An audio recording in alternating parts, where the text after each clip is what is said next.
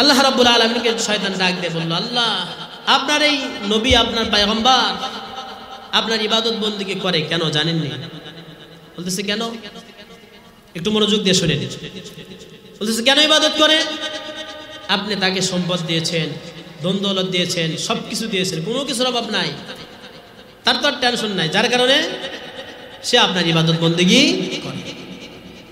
তাফসীরের কিতাবের মধ্যে এসেছে, তাফসীরের মাযহাবের মধ্যে এসেছে, আর অনেক তাফসীরের মধ্যে এসেছে আইয়ুব আলাইহিস সালামকে আল্লাহ রাব্বুল আলামিন এত সম্পদ দিয়েছিলেন যে 500 জোড়া বলদ ছিল, মানে 1000 বলদ। প্রত্যেকটা বলদের সাথে, মানে প্রত্যেক জোড়ার সাথে 4-5টা করে বাচ্চা ছিল। তার মানে ঘরে যদি 4টাও হয় প্রায় 4000, প্রায় কত? 4000। এরকম ফসলের মাঠ ছিল, এক মাঠে জব শুকাইতো, আরেক মাঠে গম শুকাইতো, এরকম বিভিন্ন মাঠ ছিল। টাকা পয়সার অভাব ছিল না, ধন দৌলতের অভাব ছিল না। আবার অপরদিকে দুনিয়ার মধ্যে সৌন্দর্য শুধু টাকা পয়সা হইলে কিন্তু হয় না, সন্তানও লাগে। একজনের অধীর সম্পদ আছে, 1000 কোটি টাকার মালিক, কোনো সন্তান আদি নাই, তার ভিতরে কি শান্তি আছে? কথা বলেন না কেন? শান্তি আছে? শান্তি আছে। এই জন্য আল্লাহ রাব্বুল আলামিন বলেন, আল মাল ওয়াল বানুনা জিনাতুল হায়াতিদ দুনিয়া, যে দুনিয়া সৌন্দর্য হলো টাকা পয়সা, সন্তান, সন্ততি। আইয়ুব আলাইহিস সালামকে শুধু সম্পদ দেন নাই, তাফসীরের কিতাবের মধ্যে পাওয়া যায় আইয়ুব আলাইহিস সালামের 14 জন না 15 জন সন্তানও ছিলেন। তার মানে যে একদিকে সন্তানও ছিলেন, আরেকদিকে টাকা পয়সাও সবকিছু ছিল। শয়তানের সহ্য হলো না, আল্লাহকে বলতেছেন, আল্লাহ আপনি এগুলো নিয়ে যান, দেখবেন আপনার বান্দা ইবাদত বানাতেছে। বলতেছে তাই? আল্লাহ রাব্বুল আলামিন বললেন, হে ইবলিস যাও, আমার আইয়ুবের সম্পদের প্রতি হস্তক্ষেপ করার ক্ষমতা তোমাকে দিলাম, পাওয়ার তোমাকে দিয়ে দিলাম, তুমি যা ইচ্ছা তাই করতে পারো। শয়তান খুশিতে আপনারে চলে আসছে জমিনে, আসি ডাক দিয়ে বলতেছে, সাঙ্গু পাঙ্গুকে ডাক দিয়ে বলতেছে, কে কোথায় আছো? আসো, আজকে একটু পরীক্ষা নিয়ে দেখি আইয়ুব এত ইবাদত কেমনে করে দেখি। দানবকে ডাক দিয়ে বলতেছেন, তোমাদের কার কি শক্তি আছে বলো। অনেক লম্বা তাফসীরের কিতাবের মধ্যে এসেছে, এক দানবটা দাঁড়ায় বলতেছে, হুজুর বা নেতা, আমার এত ক্ষমতা, আমি চাইলে কোনো একটা এলাকাকে জ্বালিয়ে দিতে পারি, কোনো একটা ফসলের মাঠকে আমি জ্বালিয়ে দিতে পারি। তখন শয়তান বলল, ঠিক আছে যাও, আইয়ুবের যে ওই ফসলের মাঠ আছে ওই মাঠটাকে জ্বালিয়ে দাও, সবকিছু ধ্বংস করে দাও, এবং সেখানে যত রাখাল আছে সব রাখালকে ধ্বংস করে দাও। সে দানব যায় সব ধ্বংস করে দিছে। সব কি করে দিছে? কথা বলেন, সব কি করে দিছে? ধ্বংস করে দিছে। এবার শয়তান রাখাল সহ, শ্রমিক সহ সব সম্পদ ধ্বংস করার পরে প্রধান যে শ্রমিক ছিলেন, প্রধান যে শ্রমিক ছিলেন, প্রধান যে রাখাল ছিল, সেই রাখালের রূপ ধরে আইয়ুব আলাইহিস সালামের কাছে আসছে। তখন আইয়ুব আলাইহিস সালাম আল্লাহর দরবারে নামাজ আদায় করতেছিলেন। আইয়ুব আলাইহিস সালামকে ডাক দিয়ে বললেন, হে আল্লাহর পয়গম্বর, শুনছেননি? কি হয়েছে? বলতেছে, আল্লাহ রাব্বুল আলামিন আপনার ওই ফসল মাঠ পুরোটাই জ্বালিয়ে ভস্ম করে দিয়েছে, যত রাখাল ছিল, যত শ্রমিক ছিল, সকলেই মারা গেছে। আইয়ুব আলাইহিস সালাম বললেন, এতে বিচলিত হওয়ার কি আছে? কারণ আল্লাহ রাব্বুল আলামিন আমাকে ধার দিয়েছিলেন, কিছুদিন নড়াচড়া করার জন্য দিয়েছিলেন। যে আল্লাহ দিয়েছেন সে আল্লাহ নিয়ে গেছেন, এর মধ্যে আমার কোনো আফসোস নাই। চিৎকার দিয়ে বলেন সুবহানাল্লাহ।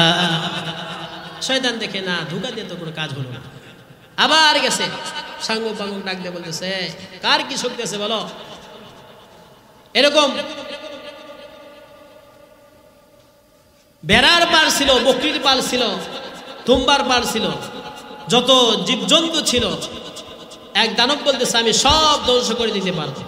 তাকে পাওয়ার দেওয়া হলো, যাও তুমি ধ্বংস করে দিয়ে আসো।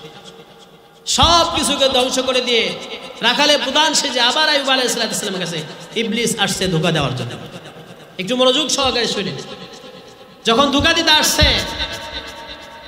পূর্বের ন্যায় তার কাছে সব আলোচনা করছে, যে শুনছেন নি সব তো ধ্বংস করে দিছে, আল্লাহ সব ধ্বংস করে দিচ্ছে। আল্লাহ মনে হয় আপনাকে আর ভালোবাসেন।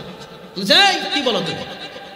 আল্লাহ রাব্বুল আলামিন আমাকে দিয়েছিলেন, ধার দিয়েছেন, আল্লাহ আমানত আমার কাছে দিয়েছেন। সবকিছুর মালিক কে? কথা বলেন আল্লাহ। যে আল্লাহ দিয়েছেন সে আল্লাহ নিয়েছেন, আমার কোনো দুঃখ পরিতাপ নাই। চিৎকার দিয়ে বলেন সুবহানাল্লাহ। বিধিবিধান হুকুম আহকামের মধ্যে সবর করা, আল্লাহর অনুগত্যের ক্ষেত্রে সবর করা। এই কোন কোন শীতের রজনীতে, কোন কোন শীতের দিনে রাত্রিবেলা মনটা চায় না ল্যাবগুলো ধাক্কা দিয়ে ফেলে ঠান্ডা পানি দিয়ে ওযু করে ফজরের নামাজে আসা মন চায় না? চায় না কি? কথা বলেন চায় না। কিন্তু বান্দা এই ধৈর্য ধারণ করবে ইবাদতের ক্ষেত্রে। আমার মনে না চাইলেও আল্লাহ রাব্বুল আলামিন অর্ডার করেছেন, সেই অর্ডার আমাকে পালন করতে হবে। এইটার নামই হলো সবর আলা তাআ। এটার নাম কি? সবর আলা তাআ।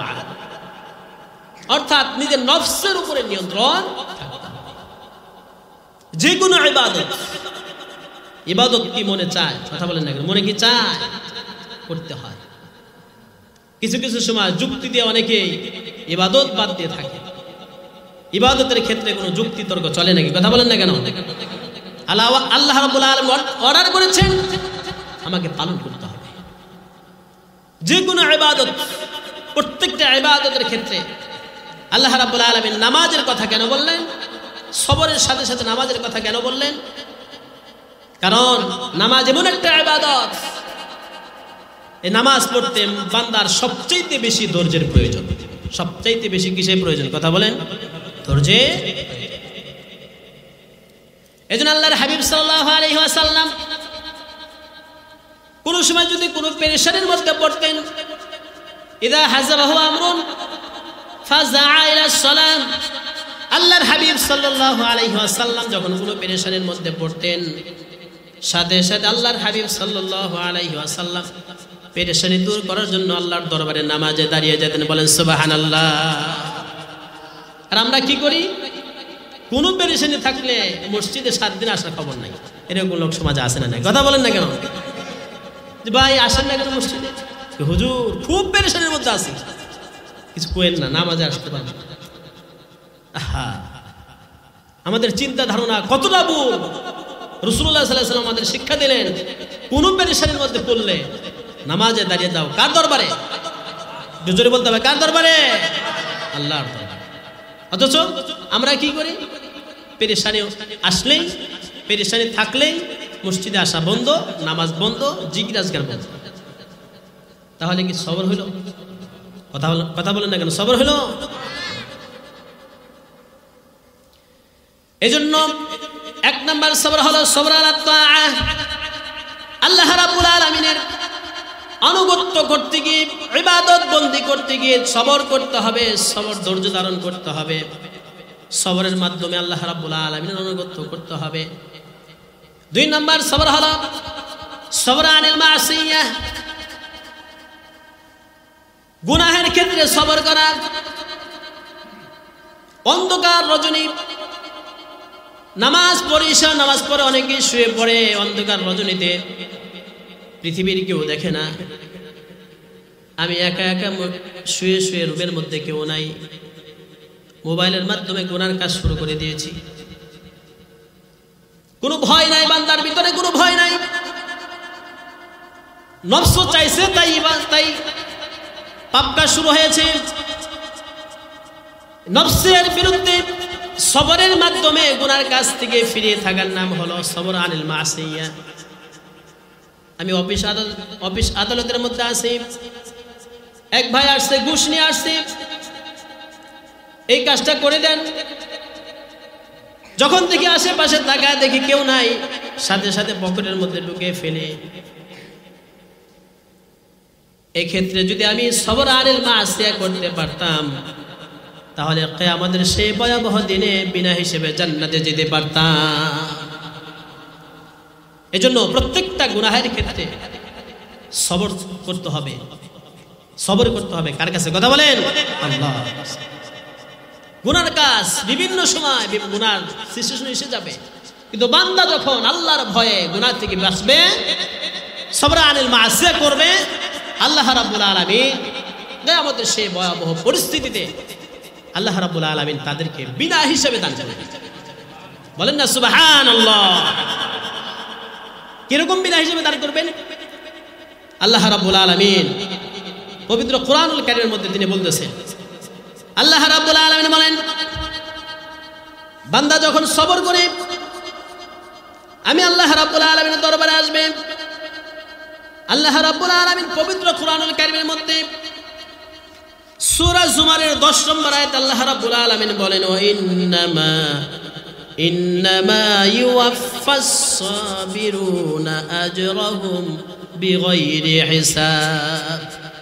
মুফাসসিরিন একরাম তাফসীরের মধ্যে রেখে আল্লাহ রাব্বুল আলামিন কিয়ামতের ময়দানে যখন ভয়াবহ পরিস্থিতির মধ্যে বান্দাকে যখন ডাকবে, যে বান্দা নামাজ পড়েছে, এই ফেরেশতা দাও, পরে নামাজের যে নামাজ পড়েছে ওই পরিমাণ সওয়াব তাকে দিয়ে দাও, 10 টাকা দান করেছে যেই পরিমাণ সওয়াব তাকে দিয়ে দাও, একটা পরিমাণ আছে পরিমাণ অনুযায়ী দাও।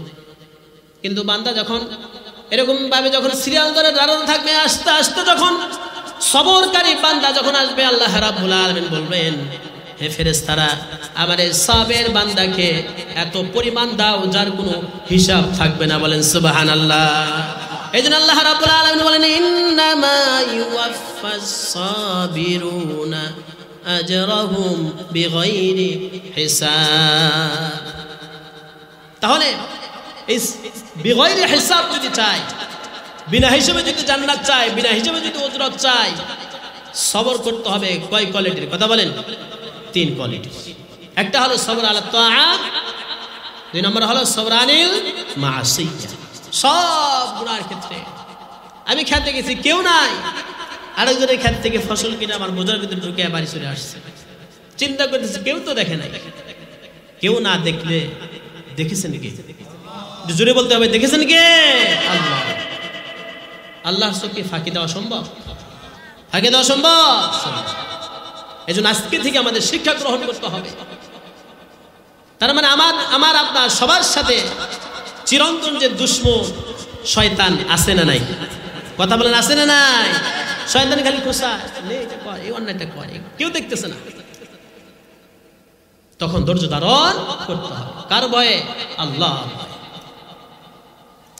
এই জন্য 2 নম্বর হলো সবর আনিল মাসিয়া,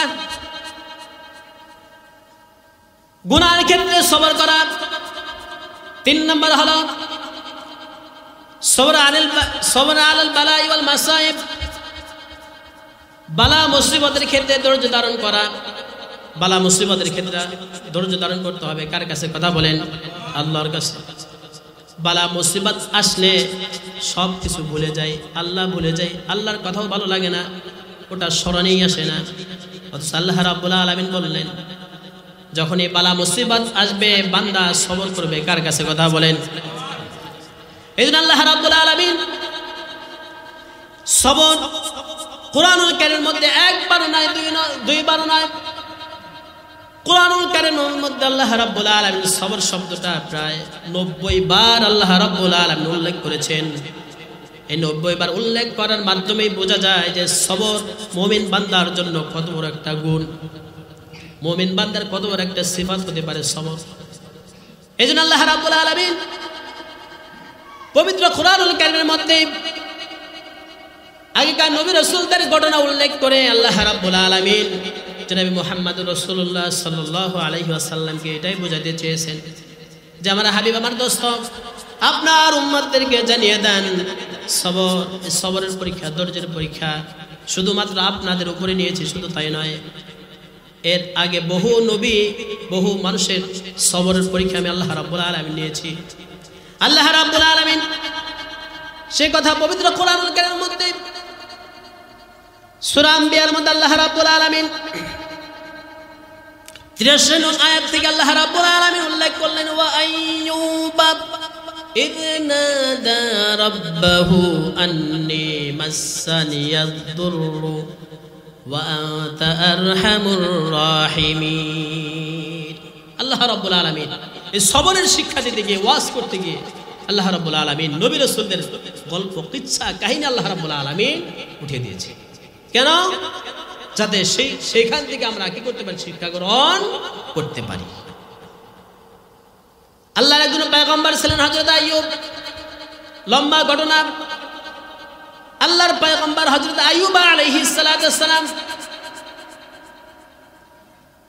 এমন একজন পয়গম্বর ছিলেন, এমন একজন নবী ছিলেন যাকে আল্লাহ রাব্বুল আলামিন নবুয়ত দেওয়ার পাশাপাশি আল্লাহ রাব্বুল আলামিন ধন সম্পদও দিয়েছিলেন। ধনাঢ্যতা আল্লাহ রাব্বুল আলামিন দান করেছিলেন, প্রাচুর্য দান করেছিলেন। তাফসীরের কিতাবের মধ্যে পাওয়া যায় তৎকালীন সময় শয়তান প্রথম, দ্বিতীয়, তৃতীয়, চতুর্থ, পঞ্চম আসমান সব আসমানে বেড়াইতে পারত শয়তান। আইয়ুব আলাইহিস সালাম আল্লাহর পয়গম্বর ছিলেন, টাকা পয়সার কোনো অভাব ছিল না, ধন দৌলত ছিল, আবার সব সময় আল্লাহর ইবাদত বন্দেগী করতেন। যার কারণে আসমানের ফেরেশতাগুলো আইয়ুব আলাইহিস সালামের প্রশংসা করত। কিন্তু শয়তান একবার যায় দেখে আসমানের মধ্যে আইয়ুবের প্রশংসা, শয়তানের সহ্য হয় না। শয়তানের কি হয় না? কথা বলেন না কেন? শয়তানের সহ্য হয় না। কারণ বান্দা আল্লাহর কাছাকাছি নিকটবর্তী যাক, এটাকে শয়তান চায়। আল্লাহ সুবহানাহু ওয়া তাআলার দরবারে লাখো কোটি শুকর ও সুজুদ, যেই মালিক আমাদেরকে দুনিয়ার সমস্ত ঝামেলা থেকে মুক্ত করে, কাজকর্ম থেকে ফারিগ করে আমার আপনার হায়াতে জিন্দেগিকে দীর্ঘায়িত করে আজকের এই মুহূর্ত পর্যন্ত সুস্থ সবল রেখে এই পৃথিবীর মধ্যে উৎকৃষ্ট জায়গার বেহেশতি বাগানে জালিসুর রহমান তথা বেহেশতের বাগানে আসার বসার তৌফিক ইনায়াত করেছেন। সেই সুবাদে মালির শুকর গুজার করি। অন্তরের অন্তরস্থল থেকে আবেগ ও মোহাব্বতের সাথে আমরা সকলেই একযোগে কালিমাতুশ শুকর আদায় করি। সকলেই বলে আলহামদুলিল্লাহ। আর একটু মোহাব্বতের সাথে উচ্চস্বরে বলে আলহামদুলিল্লাহ। আল্লাহ রাব্বুল আলামিনের অশেষ মেহেরবানি, যিনি সমাজের অসংখ্য অগণিত মানুষের মধ্য থেকে আমাকে আপনাকে নির্বাচন করেছেন, জালিসুর রহমান বেহেশতের বাগানে এসে বসার তৌফিক ইনায়াত করেছেন। এটা মালিকের পক্ষ থেকে আমার আপনার জন্য অত্যন্ত গুরুত্বপূর্ণ রহমত এবং দয়া। কথা বলেন ঠিক কিনা? যে সমস্ত ভাইয়েরা এখনো যারা এদিক সেদিকে ঘোরাফেরা করছে, সেই সমস্ত ভাইদেরকে বিশেষ করে দৃষ্টি আকর্ষণ করে বলবো, আমরা এদিক সেদিকে সময় অযথা নষ্ট না করে মাহফিলের প্যান্ডেলে এসে উপস্থিত হয়ে যাই। আজকের এই ময়দান আল্লাহ রাব্বুল আলামিনের কাছে অনেক দামি। আগামীকাল এই সময় এই স্থানটা কি ওই পরিমাণ দামি থাকবে? কথা বলেন। আজকে যতটুকু এখানে দামি এই মজলিসটা, এই স্কুল মাঠটা যতটুকু দামি আজকে, আগামীকাল কি এই মর্যাদাটা থাকবে? কথা বলেন না কেন? থাকবে। এই মজলিসের একটু ফজিলত বর্ণনা করেই আমার নির্দিষ্ট আলোচনার দিকে চলে যাবে ইনশাআল্লাহ, যাতে করে বসে থাকতে আমাদের কষ্ট না হয়। কারণ কোনো জিনিসের ফজিলত যখন জানে বান্দা, তখন সে আমলটা করা সহজ হয়ে যায়। কথা বলেন ঠিক কিনা? আল্লাহ রাব্বুল আলামিন তার হাবিব জনাবে মুহাম্মদুর রাসূলুল্লাহ সাল্লাল্লাহু আলাইহি ওয়াসাল্লামের মাধ্যমে জানিয়ে দিলেন যে আমার হাবিব, আমার দোস্ত, এই জিকিরের মজলিস, জিকিরের মাহফিল সম্পর্কে, জিকিরের মাজমা সম্পর্কে তোমার উম্মতদেরকে জানিয়ে দাও। আল্লাহর হাবিব সাল্লাল্লাহু আলাইহি ওয়াসাল্লাম বলেন, এই মজলিসটা কতটা দামি,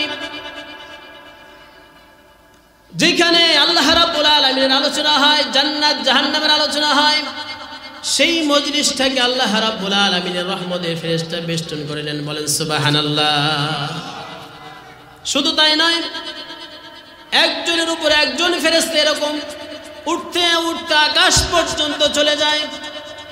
আল্লাহ রাব্বুল আলামিন সেই সমস্ত ফেরেশতাদেরকে দেখে বলে, এই ফেরেশতারা তোমরা কোথা থেকে আসছো? ফেরেশতারা বলে, আল্লাহ, তোমার জমিনে অমুক জায়গায় কান্দাপাড়া এলাকায় অমুক মসজিদের সামনে তোমার বান্দারা জিকিরের মজলিসে বসে আছে, জান্নাত জাহান্নামের আলোচনা করতেছে এবং শুনতেছে। আল্লাহ রাব্বুল আলামিন ফেরেশতাদেরকে ডাক দিয়ে বলেন, হে ফেরেশতারা, আমার বান্দারা কেন জান্নাত জাহান্নামের আলোচনা করে? তারা কি চায়? ফেরেশতা বলে, আল্লাহ রাব্বুল আলামিন আপনার এই বান্দারা জাহান্নাম থেকে মুক্তি চায়, জান্নাত চায়। আল্লাহ রাব্বুল আলামিন জিজ্ঞেস করেন, হে ফেরেশতারা, আমার এই বান্দারা যে জান্নাত চায়, জাহান্নাম থেকে মুক্তি চায়, তারা কি জান্নাত দেখেছে নাকি? তারা কি জাহান্নাম দেখেছে নাকি? ফেরেশতারা বলেন, না। আল্লাহ রাব্বুল আলামিন বলেন, যদি দেখতো তাহলে কি করত? ফেরেশতারা বলেন, যদি তারা দেখতো তাহলে আরো বেশি বেশি জিকির করত, বেশি বেশি জাহান্নাম থেকে পানা চাইতো, জান্নাত চাইতো। আল্লাহ রাব্বুল আলামিন বলেন, আমার ফেরেশতারা সাক্ষী থাকো, আমার যেই বান্দারা জাহান্নাম দেখে নাই, জান্নাত দেখে নাই, তারপরেও জান্নাতের আশা করে জাহান্নাম থেকে বাঁচতে চায়, তোমরা সাক্ষী থাকো, সেই মজলিসের মধ্যে যত বান্দা আছে সবাইকে আমি জাহান্নাম থেকে মুক্তির ফয়সালা করে দিলাম। বলেন সুবহানাল্লাহ। তাহলে ফজিলত কম না বেশি? কথা বলেন, ফজিলত কম না বেশি? এজন্য আমরা যারা বাহিরে আছি চিন্তা করতেছি, এত তাড়াতাড়ি যায় কি করে? প্রধান মেহমান যখন আসে তখন যাবে। এজন্য বলতেছি, কারণ বসে থাকলে লস নাই। লস আছে নাকি? কথা বলেন না, লস আছে? লস নাই। আল্লাহ রাব্বুল আলামিন বনি আদমকে বানাইছেন কিছু মাকসাদ নিয়ে, একটা উদ্দেশ্য নিয়ে, বৃহৎ একটি উদ্দেশ্য নিয়ে আল্লাহ রাব্বুল আলামিন বনি আদমকে বানিয়েছেন। আল্লাহ রাব্বুল আলামিন বলেন, ওমা খলাকতুল জিন্না ওয়াল ইনসা ইল্লা লিয়াবুদুন। এই বনি আদম সৃষ্টি করার পরে আল্লাহ রাব্বুল আলামিন কোরআনুল কারীমের মধ্যে বললেন যে মানুষ এবং জিনকে একমাত্র আমার ইবাদতের জন্য বানিয়েছি। চিৎকার দিয়ে বলেন সুবহানাল্লাহ। কিসের জন্য বানিয়েছেন? ইবাদতের জন্য। আল্লাহ রাব্বুল আলামিন এই বনি আদমকে দুনিয়ার মধ্যে একা অভিভাবকহীন ছেড়ে দেন। আবার আল্লাহ রাব্বুল আলামিন আদম থেকে নিয়ে জনাবে মুহাম্মদুর রাসূলুল্লাহ সাল্লাল্লাহু আলাইহি ওয়াসাল্লাম পর্যন্ত লক্ষাধিক নবী রাসূল আল্লাহ রাব্বুল আলামিন পাঠিয়েছেন। কেন পাঠিয়েছেন? যাতে করে এই মানুষগুলো পথভ্রষ্ট হয়ে জাহান্নামে হয়ে না যায়। কতটা দয়ার মালিক তিনি। আবার কিতাব দিয়েছেন, আবার নবীর মাধ্যমে কিতাব দিয়েছেন। তার মানে বোঝা গেল যে বনি আদম যাতে পথভ্রষ্ট হয়ে জাহান্নামে হয়ে না যায়, এজন্য আল্লাহ রাব্বুল আলামিন যুগে যুগে পয়গম্বর পাঠাইছেন, যুগে যুগে কিতাবের মাধ্যমে, কিতাব দিয়ে আল্লাহ রাব্বুল আলামিন পয়গম্বর পাঠিয়েছেন। সেই সুবাদে আল্লাহ রাব্বুল আলামিন আমাকে আপনাকে যে পয়গম্বর দিয়েছেন, সেই পয়গম্বরের নাম জনাবে মুহাম্মদুর রাসূলুল্লাহ সাল্লাল্লাহু আলাইহি ওয়াসাল্লাম। তিনিও একটা গাইডলাইন দিয়ে উম্মতদেরকে দিক নির্দেশনা, পথ প্রদর্শন করতেন, সঠিক রাস্তার দিকে ডাকতেন। যেই কিতাব আল্লাহ রাব্বুল আলামিন, যেই গাইডলাইন আল্লাহ রাব্বুল আলামিন দিয়েছেন, সেই গাইডলাইনের নাম কি? কথা বলেন, আল কোরআন। সেই গাইডলাইনের নাম কি? আল কোরআন। সাহাবা আজমাইন একবার জিজ্ঞাসা করলেন, ইয়া রাসূলুল্লাহ, ইয়া হাবিবাল্লাহ, আপনি যখন দুনিয়াতে থাকবেন না, দুনিয়া থেকে যখন আপনি চলে যাবেন, আমরা কোন রাস্তায় চলবো, কিভাবে চলবো, কার অনুসরণ করব? আল্লাহর হাবিব সাল্লাল্লাহু আলাইহি ওয়াসাল্লাম বললেন, এই যে কোরআন রেখে গেলাম, আমার সুন্নাহ রেখে গেলাম, কোরআন সুন্নাহ যদি কোনো ব্যক্তি আঁকড়ে ধরতে পারে, সে কখনো পথভ্রষ্ট হবে না। চিৎকার দিয়ে বলেন সুবহানাল্লাহ। এজন্য কোরআন অনুযায়ী আমাদের জীবন পরিচালনা করা দরকার, আছে না নাই? কথা বলেন, আছে না নাই? আল্লাহ রাব্বুল আলামিন এই কোরআনের মধ্যে মাত্র 500 আয়াতের মধ্যে বিধিবিধান আল্লাহ রাব্বুল আলামিন নাজিল করেছেন। আর সব আয়াতের মধ্যে আল্লাহ রাব্বুল আলামিন বিভিন্ন কিচ্ছা, কাহিনী, নবী রাসূলদের ঘটনা, পয়গম্বরদের ঘটনা, বড় বড় রাজা বাদশাদের ঘটনা আল্লাহ রাব্বুল আলামিন বলেছেন। আল্লাহ রাব্বুল আলামিন যতগুলো জায়গা মুমিন বান্দাদের জন্য ওয়াজ করেছেন, তার মধ্য থেকে আল্লাহ রাব্বুল আলামিন সূরা বাকারা 153 নং আয়াতে আল্লাহ রাব্বুল আলামিন মুমিন বান্দাকে ডাক দিয়ে দুইটা কথা বললেন। কয়টা কথা? কথা বলেন, কয়টা কথা? দুইটা কথা। আমরা নির্দিষ্ট একটা বিষয়ের উপর আলোচনা করব, শেষ পর্যন্ত যদি মনোযোগ সহকারে শুনতে পারি, শ্রবণ করতে পারি, অবশ্যই আমরা আজকের এই ওয়াজ থেকে কিছু না কিছু নিয়ে যেতে পারবো ইনশাআল্লাহ।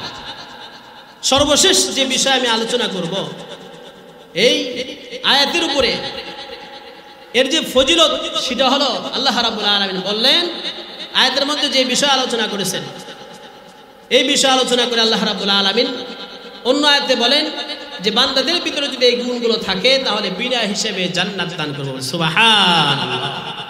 তাহলে সেই বিষয়গুলো জানার দরকার আছে না নাই? কথা বলেন, আছে না নাই? আল্লাহ রাব্বুল আলামিন সূরা বাকারা 153 নং আয়াত আল্লাহ রাব্বুল আলামিন মুমিন বান্দাকে ডাক দিয়ে বলেন, ইয়া আইয়ুহাল্লাযীনা আমানুস্তাঈনু বিস-সাবরি ওয়াস-সালাহ ইন্নাল্লাহা মা'আস-সাবিরিন। চিৎকার দিয়ে বলেন সুবহানাল্লাহ। আল্লাহ রাব্বুল আলামিন আয়াতে কারিমার মধ্যে শুধুমাত্র মুমিনদেরকে ডাক দিলেন, ইয়া আইয়ুহাল্লাযীনা আমানু, হে আমার ঈমানদার বান্দা বান্দীরা শোনো, ইস্তাঈনু বিস-সাবরি ওয়াস-সালাহ, আমি আল্লাহর কাছে সাহায্য চাও, আমি আল্লাহ রাব্বুল আলামিনের কাছে নামাজ এবং ধৈর্যের মাধ্যমে সাহায্য চাও। আল্লাহ রাব্বুল আলামিন আয়াতের শেষ অংশে বললেন, ইন্নাল্লাহা মা'আস-সাবিরিন, যে আমি আল্লাহ রাব্বুল আলামিন, নিশ্চয় আল্লাহ রাব্বুল আলামিন সাবিরদের সাথে আছে। এজন্য মুমিন বান্দার যতগুলো গুণ আছে তার মধ্য থেকে সর্ববৃহৎ একটা গুণ হলো মুমিন বান্দা সবরকারী হবে। কি হবে? কথা বলেন, সাবির হবে। হাদিসের মধ্যে এসেছে সাবির বান্দাকে কিয়ামতের দিন আল্লাহ রাব্বুল আলামিন বিনা হিসাবে জান্নাত দান করবেন। বলেন না সুবহানাল্লাহ। আল্লাহর হাবিব সাল্লাল্লাহু আলাইহি সাল্লাম বলেন, কিয়ামতের ময়দানে, কিয়ামতের ভয়াবহ ময়দানের মধ্যে আল্লাহ রাব্বুল আলামিন এই সাবির বান্দাদেরকে ডাক দেন, না সাবির, কোথায় আমার সবরকারী বান্দারা, কোথায় আমার সাবির বান্দারা, আসো। তাফসীরের মধ্যে এসেছে এই সবর মূলত 3 প্রকার। এই 3 প্রকার সবর যাদের মধ্যে থাকবে আল্লাহ রাব্বুল আলামিন কিয়ামতের দিন যখন বান্দাকে ডাক দিবেন, যাদের ভিতরে 3 প্রকার সবর ছিল, আল্লাহর ডাকের সাথে সাথে তারা দাঁড়িয়ে যাবেন। বলেন সুবহানাল্লাহ। আল্লাহ যখন ডাক দিবেন সাথে সাথে তখন বান্দা দাঁড়িয়ে যাবে। কোন বান্দা দাঁড়াবে? এই 3 প্রকার সবর যার মধ্যে আছে। তাহলে এই বয়ানটা শোনার দরকার আছে না নাই? কথা বলেন, আছে না নাই? 1 নম্বর সবর হলো সবর আলা তাআহ। আল্লাহ রাব্বুল আলামিন তখন আল্লাহ রাব্বুল আলামিনকে শয়তান ডাক দিয়ে বলল, আল্লাহ আপনার এই নবী, আপনার পয়গম্বর আপনার ইবাদত বন্দেগী করে কেন জানেননি? বলতেছে কেন? একটু মনোযোগ দিয়ে শুনে নিন। বলতেছে কেন ইবাদত করে?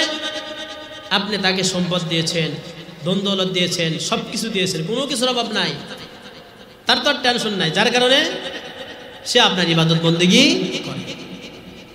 তাফসীরের কিতাবের মধ্যে এসেছে, তাফসীরের মাযহাবের মধ্যে এসেছে, আর অনেক তাফসীরের মধ্যে এসেছে, আইয়ুব আলাইহিস সালামকে আল্লাহ রাব্বুল আলামিন এত সম্পদ দিয়েছিলেন যে 500 জোড়া বলদ ছিল, মানে 1000 বলদ। প্রত্যেকটা বলদের সাথে, মানে প্রত্যেক জোড়ার সাথে 4-5টা করে বাচ্চা ছিল।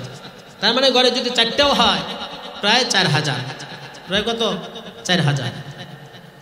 এরকম ফসলের মাঠ ছিল, এক মাঠে জব শুকাইতো, আরেক মাঠে গম শুকাইতো, এরকম বিভিন্ন মাঠ ছিল। টাকা পয়সার অভাব ছিল না, ধন দৌলতের অভাব ছিল না। আবার অপরদিকে দুনিয়ার মধ্যে সৌন্দর্য শুধু টাকা পয়সা হইলে কিন্তু হয় না, সন্তানও লাগে।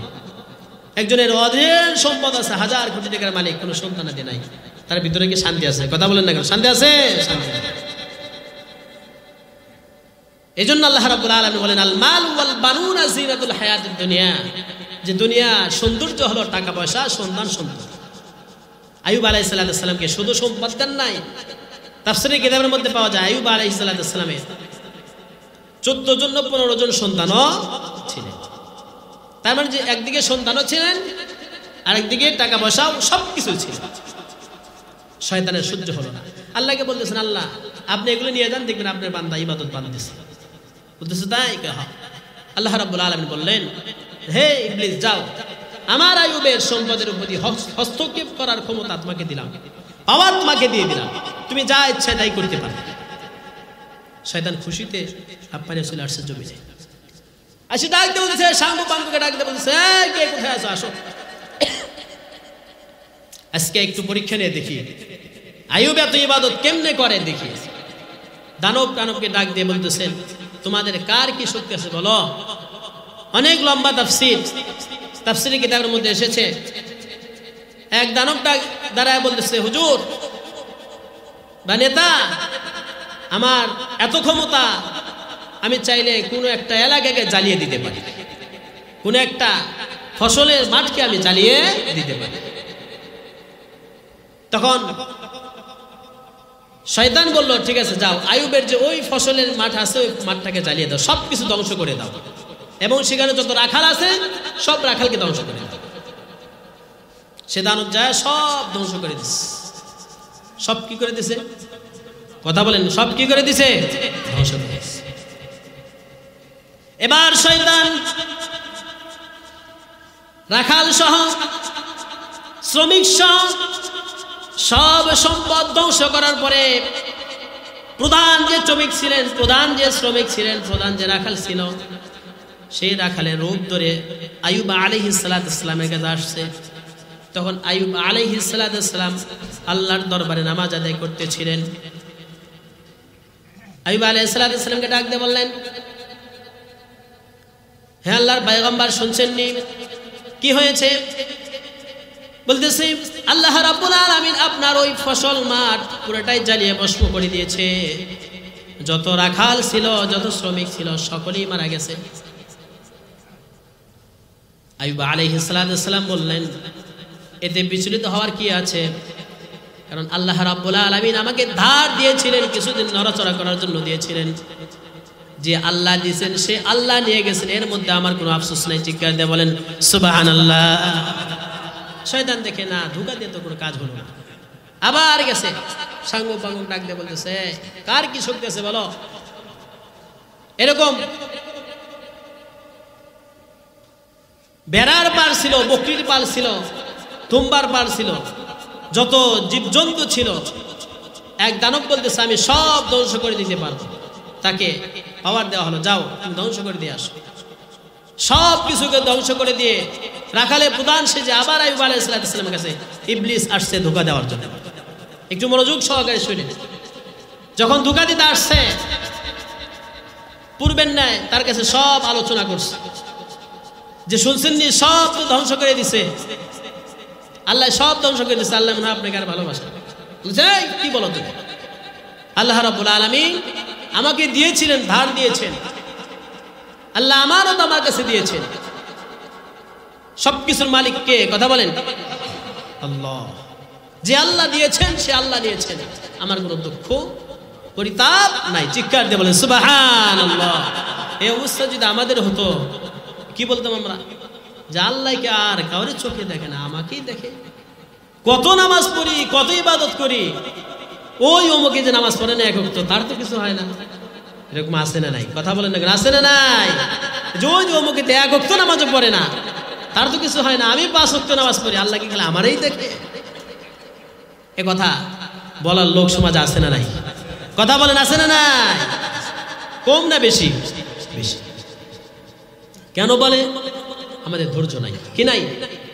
একটু কথা বলেন, কি নাই? ধৈর্য নাই, যার কারণে ধৈর্য এত বড় গুণ।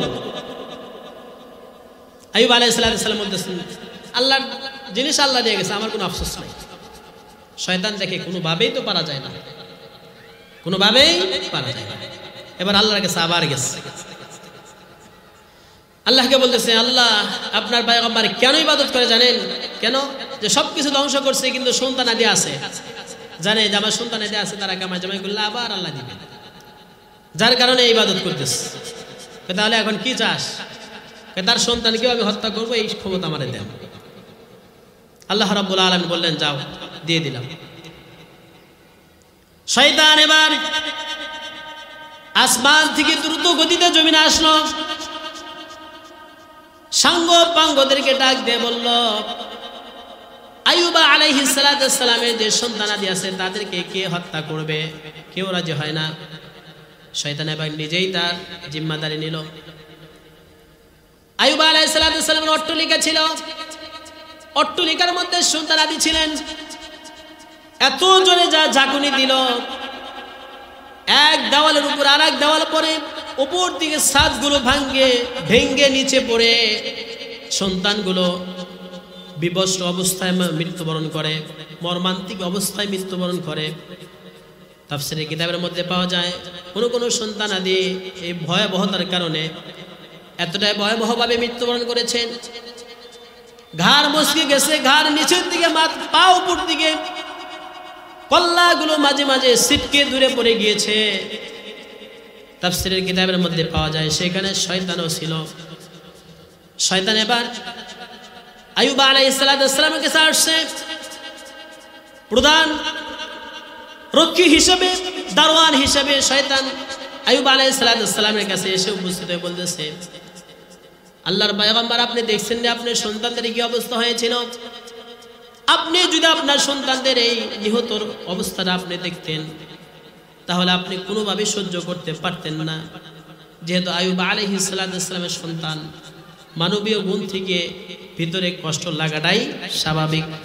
আইয়ুব আলাইহিস সালাম এই বর্ণনা দিয়ে শোনার পরে আইয়ুব আলাইহিস সালামের চোখ দিয়ে দরদর করে পানি ঝরতেছে।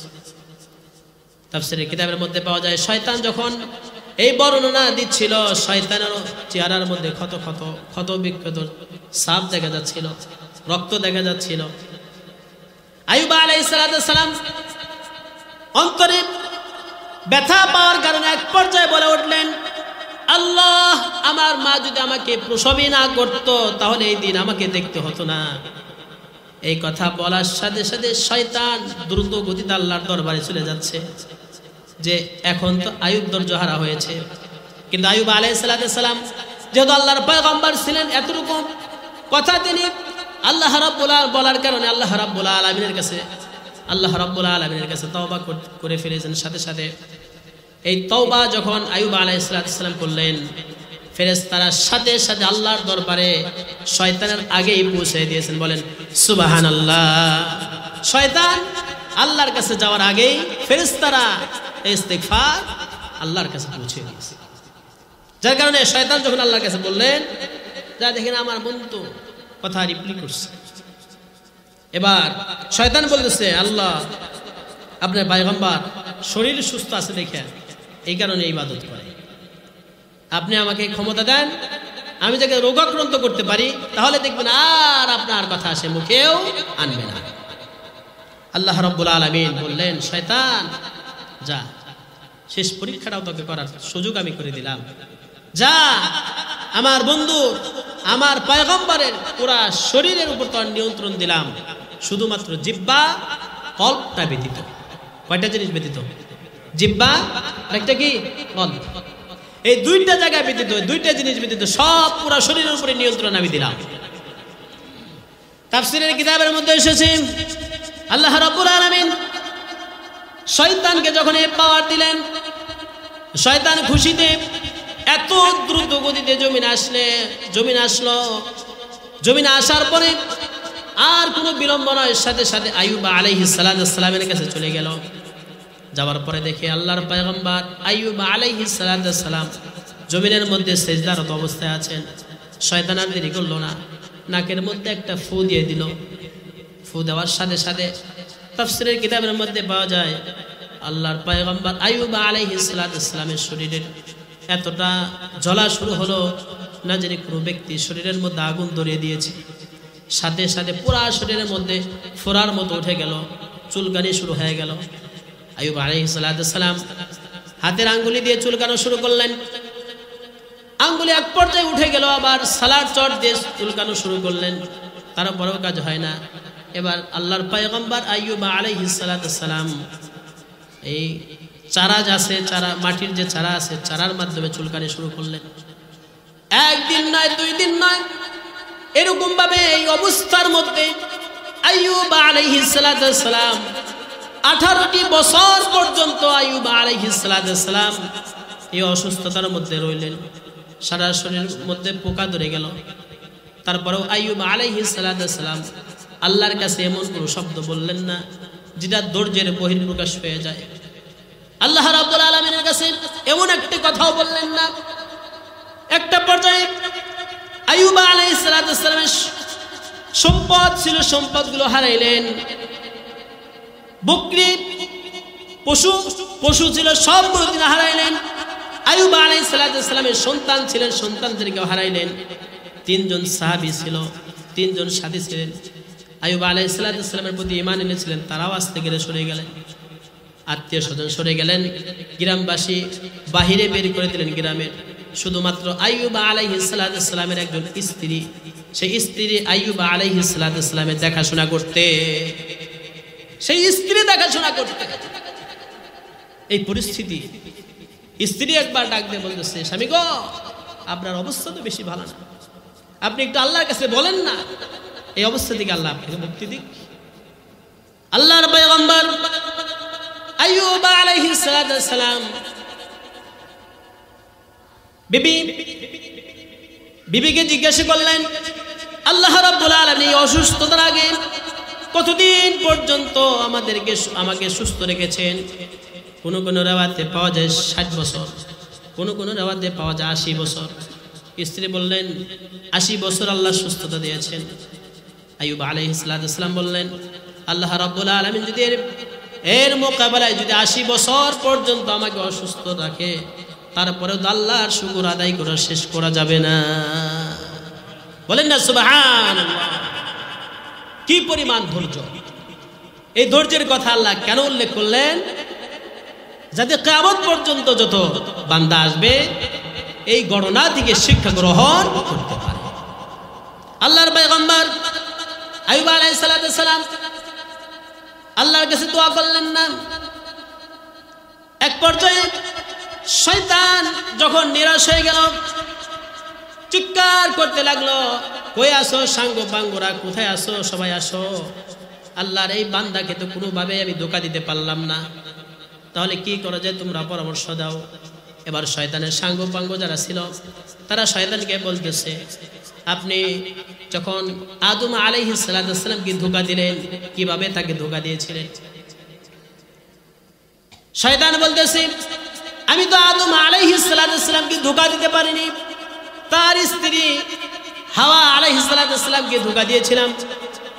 এবার সাঙ্গ পাঙ্গরা বলতেছে, তাহলে আপনি এই পলিসি গ্রহণ করেন, অর্থাৎ আইয়ুবকে ছাড়েন, আইয়ুবের স্ত্রীকে ধোঁকা দেন, তাহলে কাজে লাগবে। কারণ স্বাভাবিকভাবে মহিলাদের দিলটা একটু নরম হয়ে যায়। এবার শয়তান, তাফসীরের মধ্যে পাওয়া যায়, শয়তান চিকিৎসক সেজে রাস্তার মধ্যে দাঁড়িয়ে আছে। যখন আইয়ুব আলাইহিস সালামের স্ত্রী রাস্তা দিয়ে যায়, জিজ্ঞাসা করতেছে, হে আল্লাহর বান্দি, তোমার স্বামী নাকি অনেক অসুস্থ? বলতেছে হ্যাঁ। বলতেছে আমি তো চিকিৎসা করে দিতে পারি। বলতেছে তাই নাকি? কোন? বলে হ্যাঁ। কত টাকা দিতে হবে, পারিশ্রমিক দিতে হবে কি? শয়তান বলতেছে কোনো পারিশ্রমিক লাগবে না, শুধু একটা কথা বলতে হবে, শুধু একটা কথা বলতে হবে। কি কথা বলতে হবে? যে আমি যখন চিকিৎসা করে ভালো করে দিব, সুস্থ করে দিব, শুধু একটা কথা বলবে যে এই রোগ আল্লাহ ভালো করে নাই, শুধু তুমি ভালো করছো। বলেন না নাউযুবিল্লাহি মিন যালিক। আল্লাহ ভালো করে নাই, তুমি ভালো করছো, এই কথাটা বললে ঈমান আছে না নাই? থাকবে? সম্ভাবনা আছে? রোগ ভালো করা শক্তি কার? মালিক কে? আল্লাহ। স্ত্রী বিভিন্ন অনেক বছর ধরে স্বামীর কষ্ট দেখে এত আন্দাজ করতে পারে না, বলতেছে ঠিক আছে ঠিক আছে। স্বামীকে যা বলতেছে, আইয়ুব আলাইহিস সালামকে বলতেছে যে এই ঘটনা আমি তো চিকিৎসক একজন পাইছি, কোনো পারিশ্রমিক লাগবে না, শুধু আপনি বলবেন যে তুমি ভালো করছো। আইয়ুব আলাইহিস সালামের স্ত্রী না বুঝলেও এই কথা শোনার সাথে সাথে আইয়ুব আলাইহিস সালাম কিন্তু ঠিকই বুঝেছেন এই কথাটা কার হতে পারে। সাথে সাথে বুঝে নিলেন এটা তো শয়তানের কাজ। এটা কার কাজ? কথা বলেন, কার কাজ? শয়তানের কাজ। এটা একটা রেওয়াজ। আরেক রেওয়াজের মধ্যে পাওয়া যায় যে শয়তান বলতেছে আমি ভালো করে দিব, শুধু গায়রুল্লাহর নামে জবাই করতে হবে, পশু জবাই করতে হবে, মানে আল্লাহর নাম ছাড়া অন্যের নামে পশু জবাই করতে হবে। আচ্ছা বলেন তো দেখি, আল্লাহর নাম ছাড়া অন্য কারো নামে কি কোনো পশু জবাই করলে ওটা জায়েজ হয়, হালাল হয়? আইয়ুব আলাইহিস সালাম যখন এই কথা বললেন, আইয়ুব আলাইহিস সালামকে যখন এই কথা বললেন, আইয়ুব আলাইহিস সালাম এতদিন শরীরে বেদি থাকার কারণে কষ্ট, এই কষ্ট অন্তরে লাগে নাই, কিন্তু এই কথা যখন শয়তানের মাধ্যমে আসছে আইয়ুব আলাইহিস সালাম খুব ব্যথা পেলেন আন্তরিকভাবে। এই ব্যথার কারণে আল্লাহ রাব্বুল আলামিনের কাছে বললেন, দুঃখে দুঃখে বললেন যে আল্লাহ, আমি অসুস্থ থাকার কারণে শয়তান আমাকে খুব ধোঁকা দিচ্ছে, খুব কষ্ট দিচ্ছে। এই কথাই আল্লাহ রাব্বুল আলামিন কোরআনুল কারীমের মধ্যে উল্লেখ করে দিলেন। আল্লাহ রাব্বুল আলামিন বললেন আইয়ুব আলাইহিস সালাম, আল্লাহ রাব্বুল আলামিনকে ডাক দিয়ে বললেন, ইয নাদা রাব্বাহু আন্নী মাসসানিয়াদ-দুররু ওয়া আনতা আরহামুর রাহিমিন। হে আল্লাহ রাব্বুল আলামিন, আমি তো দুঃখ দুর্দশার মধ্যে পড়েছি, আর আপনি হলেন আরহামুর রাহিমিন, আপনি হলেন দয়ালুদের দয়ালু, আপনার উপরে কোনো দয়ালু নাই। এ কথা বলার সাথে সাথে আইয়ুব আলাইহিস সালাম তারপরে কিন্তু আল্লাহকে বললেন না, আল্লাহ আমাকে সুস্থ করে দেন, আমার রোগ মুক্তি করে দেন। আইয়ুব আলাইহিস সালাম যখন এই কথা বললেন, আল্লাহ রাব্বুল আলামিন বুঝতে পারলেন, সাথে সাথে আল্লাহ রাব্বুল আলামিন আইয়ুব আলাইহিস সালামের এই দোয়া কবুল করে আল্লাহ রাব্বুল আলামিন বললেন, ফাস্তাজাবনা লাহু ফাকাশাফনা মা বিহি মিন দুররিন ওয়া আতাইনাহু আহলাহু ওয়া মিসলাহুম মাআহুম রাহমাতাম মিন ইনদিনা ওয়া যিকরা লিল আবিদিন। চিৎকার দিয়ে বলেন সুবহানাল্লাহ। আল্লাহ রাব্বুল আলামিন বললেন, যাও হ্যাঁ আইয়ুব, তোমার দোয়া কবুল করে নিলাম, তোমার দোয়া কবুল করে নিলাম। এবং আইয়ুব আলাইহিস সালামের যে সন্তান আদি ছিলেন, যেই সন্তান ছিল আইয়ুব আলাইহিস সালাম, যেই পরিমাণ সন্তান ছিলেন আল্লাহ রাব্বুল আলামিন ওই পরিমাণ সন্তান দান করলেন। যখন আইয়ুব আলাইহিস সালাম এই দোয়া করলেন, কিভাবে আল্লাহ রাব্বুল আলামিন গ্রহণ করলেন, কিভাবে কবুল করলেন দেখেন। আল্লাহ রাব্বুল আলামিন বলেন, যখন আইয়ুব আলাইহিস সালাম আমার দরবারে এই দোয়া করলেন, আমি আইয়ুব আলাইহিস সালামকে বললাম, উরকুব বিরিজিলিক। আইয়ুব আলাইহিস সালামকে বললেন, হে আইয়ুব, তোমার পায়ের গোড়ালির মাধ্যমে মাটির মধ্যে আঘাত করো। আইয়ুব আলাইহিস সালাম যখন পায়ের গোড়ালির মাধ্যমে মাটির মধ্যে আঘাত করলেন, সাথে সাথে সেইখান থেকে ঝর্ণা পানির ফোয়ারা বের হলো। আল্লাহ রাব্বুল আলামিন বললেন, হে আইয়ুব, এই পানি দ্বারা তুমি গোসল করো, এই পানির মধ্যেই আমি আল্লাহ রাব্বুল আলামিন তোমার শিফা রেখেছি। আইয়ুব আলাইহিস সালাম যখন পানি দ্বারা গোসল করলেন, আল্লাহ রাব্বুল আলামিন রোগ হওয়ার আগে যেরকম ছিলেন আল্লাহ রাব্বুল আলামিন তার চাইতেও সুন্দর করে দিলেন। বলেন সুবহানাল্লাহ। ধৈর্যের পরীক্ষায় পাশ করেছেন, আল্লাহ রাব্বুল আলামিন আগের অবস্থায় ফিরে দিয়েছেন। শুধুমাত্র কি দুনিয়াতে, নাকি আখিরাতের ফল আছে না নাই? কথা বলেন, আছে না নাই? তার মানে বোঝা গেল, কোনো ব্যক্তি যদি দুনিয়াতেই বিপদে আপদে ধৈর্য ধারণ করতে পারে, আল্লাহ রাব্বুল আলামিন দুনিয়াতেই তাকে ফল দান করবে। তার স্ত্রী আসার পরে আর আইয়ুবকে চেনে না। যাই হোক, বলার বিষয় হলো যে আইয়ুব আলাইহিস সালাম যখন ধৈর্য ধারণ করলেন, একমাত্র আল্লাহর জন্য ধৈর্য ধারণ করলেন, আল্লাহ রাব্বুল আলামিন আইয়ুব আলাইহিস সালামকে আল্লাহ রাব্বুল আলামিন বলতেছেন, মিসলাহুম মাআহুম রাহমাতাম মিন ইনদিনা। মিসলাহুম মাআহুম মানে তার যেই পরিমাণ সন্তান ছিল, যেই পরিমাণ সম্পদ ছিল, আমি আল্লাহ রাব্বুল আলামিন ওই পরিমাণ তো দিলামই, তার সাথে আরো বাড়িয়ে দিলাম। বলেন সুবহানাল্লাহ।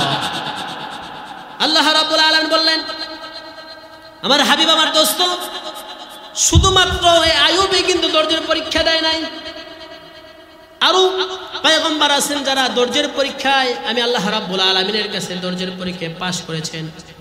আল্লাহ রাব্বুল আলামিন কয়েকটা নাম আল্লাহ রাব্বুল আলামিন উল্লেখ করলেন। আল্লাহ রাব্বুল আলামিন বললেন ওয়া ইসমাঈল ওয়া ইদরিস ওয়া দাল কিফলি ওয়া কুল্লুম মিনাস সাবিরিন। চিৎকার দিয়ে বলেন সুবহানাল্লাহ।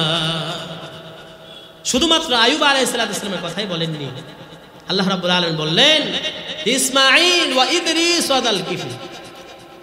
ইসমাঈল আলাইহিস সালাম কি পরিমাণ ধৈর্য ধারণ, ধৈর্যের পরীক্ষা আল্লাহর কাছে দিয়েছিলেন আমরা কম বেশি হিস্ট্রি সকলেই জানি।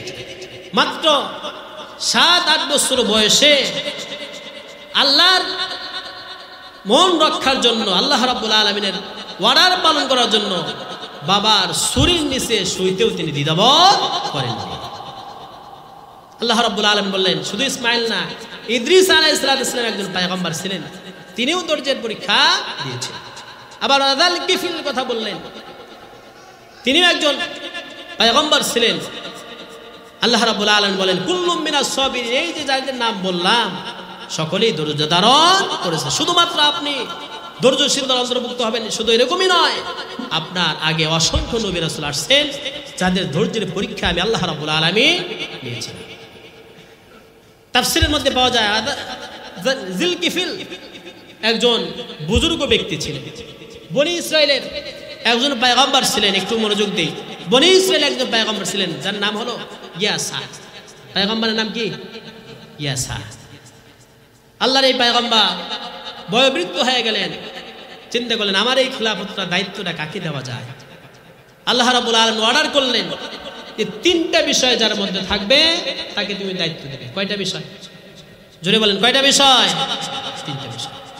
1 নম্বর বিষয় হলো সারাদিন রোজা রাখবে। 1 নম্বর বিষয় কি? জোরে বলেন 1 নম্বর বিষয় কি? সারাদিন রোজা রাখবে। 2 নম্বর বিষয় হলো সারা রাত্রি ইবাদত করবে। সারা রাত্রি কি করবে? ইবাদত করবে। 3 নম্বর হলো মানুষের বিচার কার্য করতে গিয়ে কখনো সে রাগ করবে না। কখনো সে কি করবে না? কথা বলেন কি করবে না?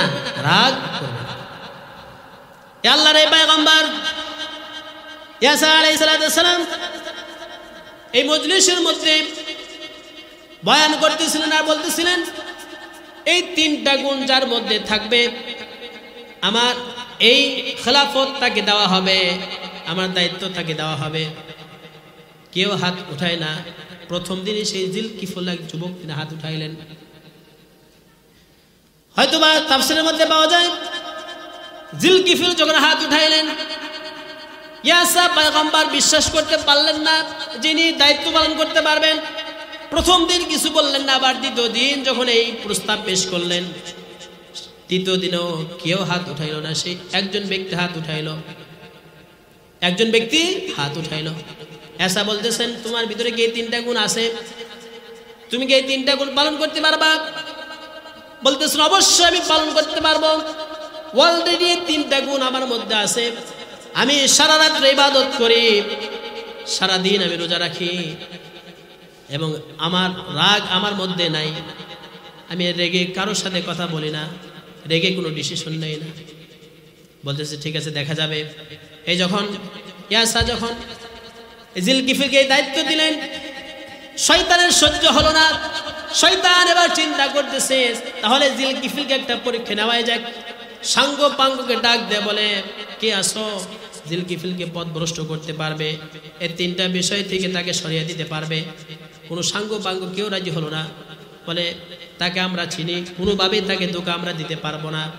শয়তান বলতেছে তাহলে আমি ধোঁকা দিয়ে দেখি, তার ভিতরে কোনো একটা ঘটানো যায় কিনা, একটু ত্রুটি করা যায় কিনা। তাফসীরের কিতাবের মধ্যে এসেছে যখন এই দায়িত্ব তাকে দেওয়া হলো, সারাদিন রোজা রাখতেন, সারা রাত ইবাদত বন্দেগী করতেন, ঘুমাইতেন না। দিনের বেলায় শুধুমাত্র দুপুরে দ্বিপ্রহরের পরে, দুপুরে লাঞ্চের পরে একটু সময় আরাম করতেন, নির্দিষ্ট 1 ঘন্টা এরকম আরাম করতেন। তারপরে সেই সময়টা চলে যাওয়ার পরে ঘুমাইতেন না, রোজা রাখতেন, রাত্রে সারা রাত্র জেগে জেগে ইবাদত করতেন। আবার সারাদিন দিনের সকালে এবং ঘুম থেকে ওঠার পরে বিচার কার্য পরিচালনা করতেন। শয়তান এবার চলে গেল জিলকিফিলের দরবারে। একজন বৃদ্ধ ব্যক্তি সেজে চলে গেলে শয়তান বৃদ্ধ ব্যক্তি সেজে জিলকিফিলের কাছে যাওয়ার পরে বলতেছে, কি সমস্যা মুরব্বী আপনি বলেন। বলতেছে, আমার তো অনেক সমস্যা, আমার প্রতিবেশী ভালো না, আমার আত্মীয় স্বজন ভালো না, আমার উপর জুলুম করে অন্যায়ভাবে, তারা আমার সাথে অন্যায় আচরণ করে, আমার সাথে জুলুম করে, আপনি এই বিষয়টা একটু সমাধান করে দিবেন।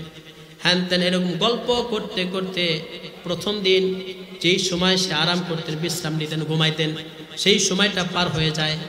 যখন পার হয়ে যায় জিলকিফিল আর ঘুমান না। তারপরে বিচার কার্যের জন্য চাপবারে চলে যান। বিচার কার্য সম্পাদন হলে সারা রাত্রি তিনি ইবাদত করতেন। তারপরে দিন শয়তান যখন এই কথা জিলকিফিলের কাছে বলল, জিলকিফিল বললেন, ঠিক আছে, আগামীকাল সকালে যখন আমি বিচার কার্য করার জন্য বসি, সেখানে তুমি উপস্থিত হলে আমি বিষয়টা মীমাংসা করে দেব না। তুমি তার পরের দিন আইসো, কালকে সকালবেলা এসো। কিন্তু সকাল যায়, দুপুর যায়, কোনো খবর নাই। যখন আবার ঘুমের সময় হয়েছে, শয়তান আবার উপস্থিত। বলতেছে, এখন জিলকিফিল যখন বলল, তোমাকে তো বললাম যে কালকে সকালে আসবা, তুমি তো কালকে সকালে আসলা না, আবার এখন আসছো আমার ঘুমের সময়।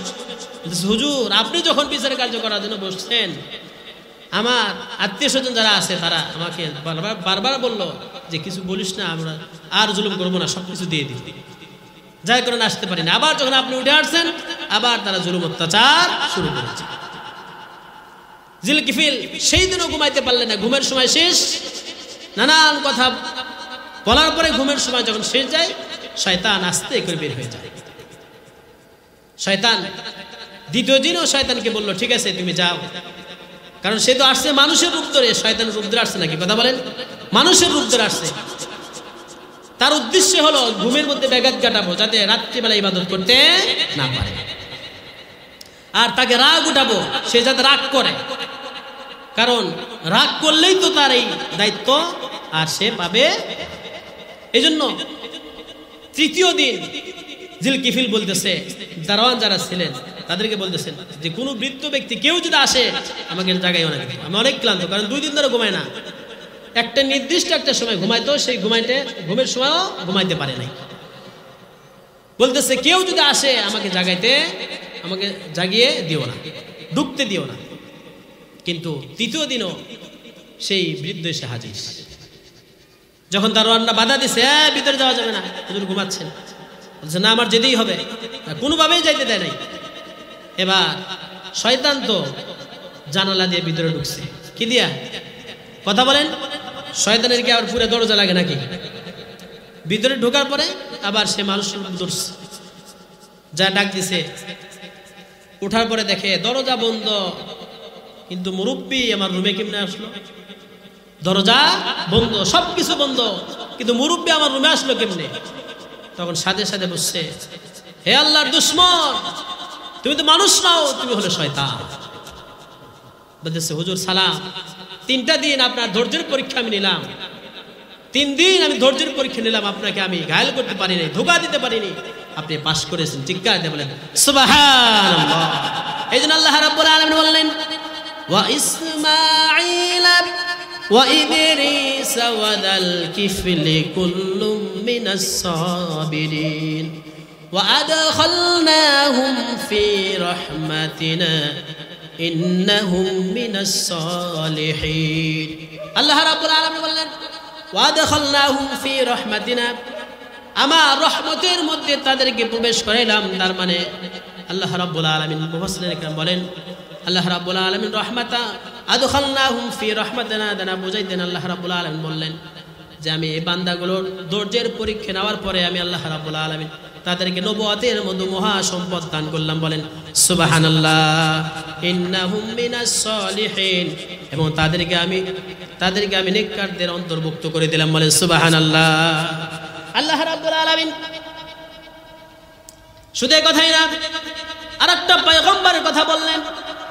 আল্লাহ রাব্বুল আলামিন বলেন, ওয়া যান্নুনি ইয যাহাবা মুগাদিবান ফাযান্না আল্লান নাকদিরা আলাইহি ফানাদা ফিয-যুলুমাতি আল্লা ইলাহা ইল্লা আনতা সুবহানাকা ইন্নী কুনতু মিনাজ জালিমিন। চিৎকার দিয়ে বলেন সুবহানাল্লাহ।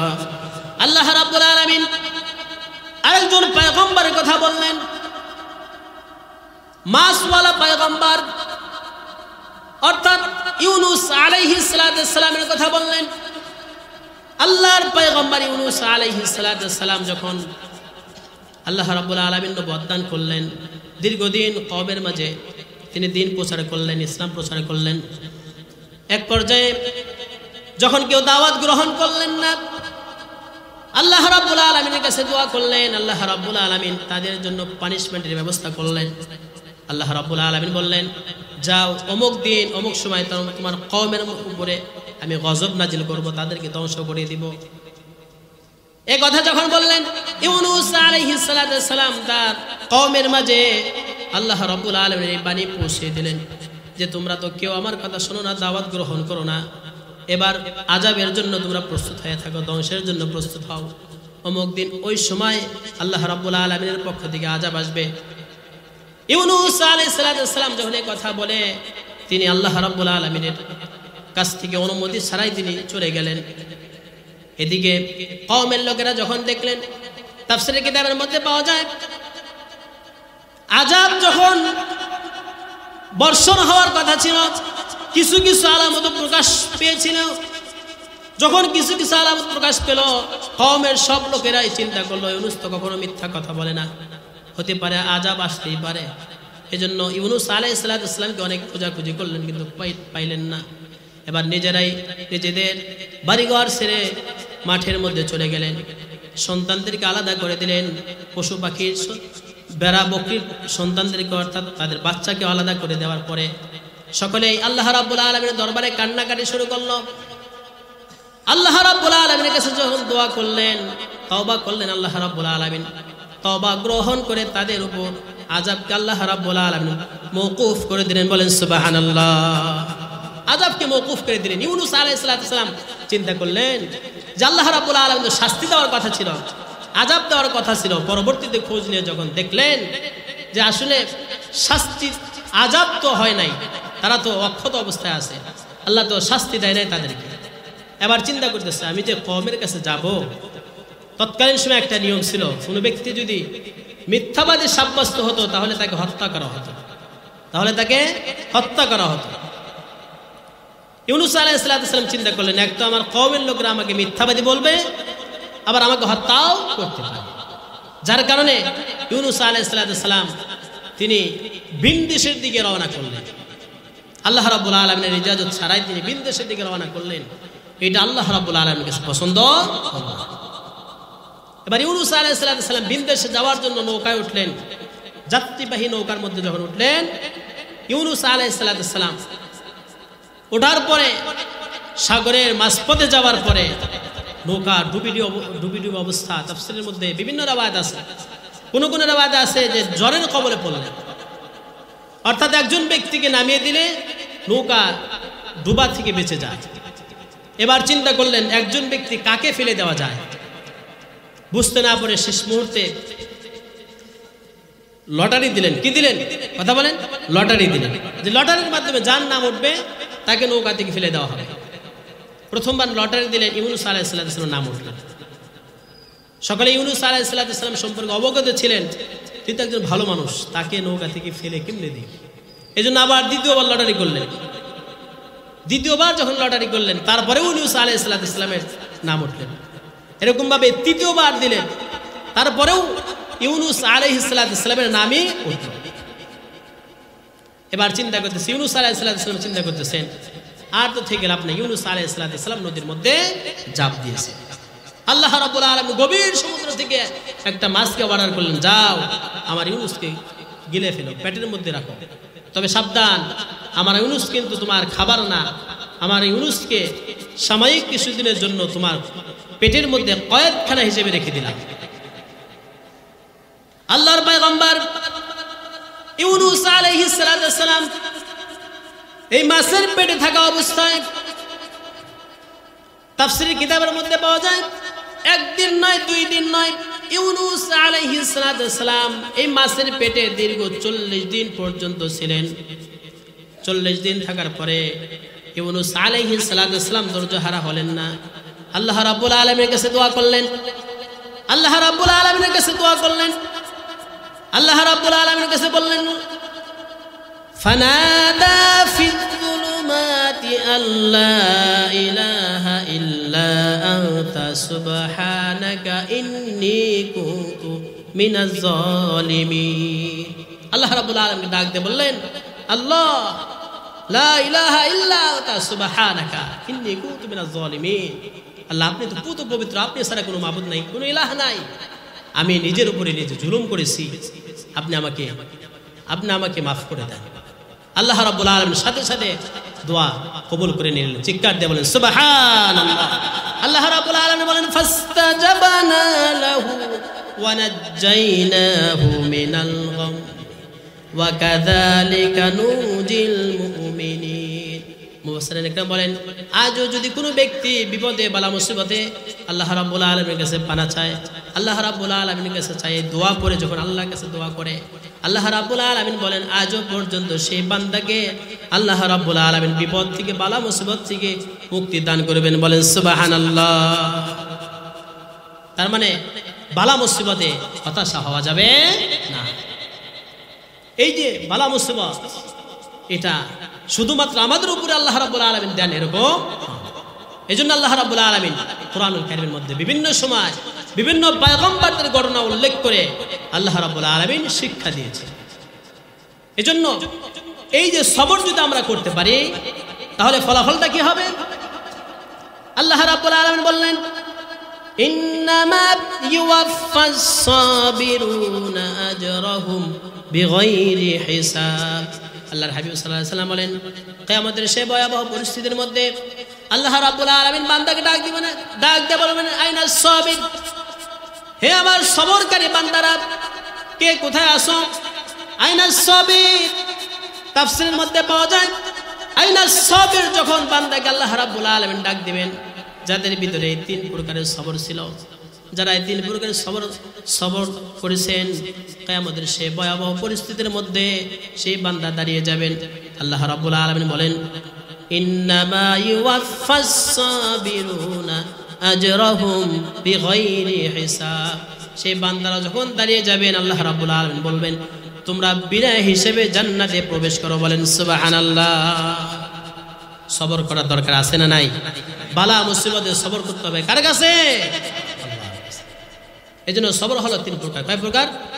সবর আলাত তাআহ, সবর আলাত তাআহ, ইবাদতের ক্ষেত্রে সবর করা। 2 নম্বর হলো সবর আনিল মাসিয়াহ, গুনাহের ক্ষেত্রে সবর করা। 3 নম্বর হলো সবর আলাল বালাই ওয়াল মাসাইব, বালা মুসিবতের ক্ষেত্রে সবর করতে হবে কার কাছে? আল্লাহর কাছে। আল্লাহ রাব্বুল আলামিন আমাদের প্রত্যেককেই বেশি থেকে বেশি আজকের কথার উপর আমল করা তৌফিক দান করুন। সকলে বলে আমিন।